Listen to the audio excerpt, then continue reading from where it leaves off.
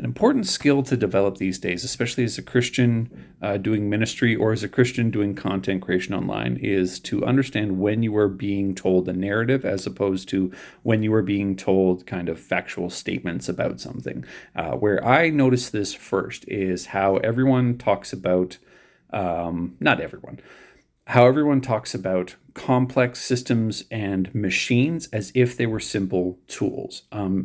The way I came across this is you've never been asked to consider a hammer more complexly than its handle because it's a tool. It's self-evidently a tool. You grab the hammer by the handle and you can use it for what a hammer can do. You never have to consider it more complexly than its proper function.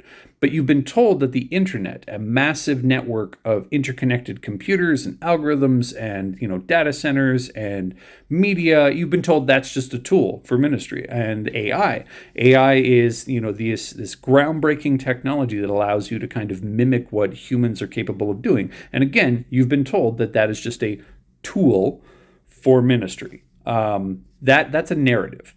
That means it had to have been constructed by someone. Someone decided that was the story that they were going to tell about this thing that was not what it was self-representing itself of. Okay, like the concept of AI can't be reduced down to a tool functionally, but it can be reduced down to a tool narratively so that you can accept its adoption as part of that story, as part of that narrative. And it's important to know when that's happening in a ministry context because it is coming from a narrative standpoint as opposed to a functional standpoint.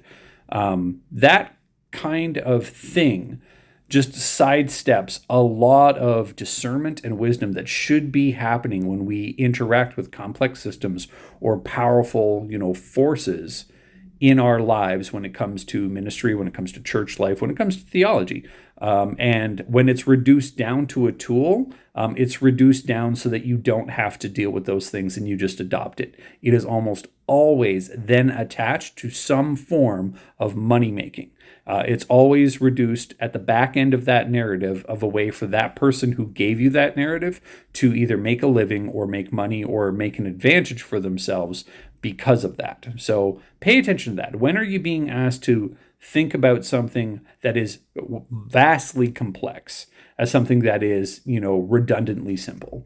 And you'll see a very big change of like how you view the world because you realize just how many narratives you've been fed.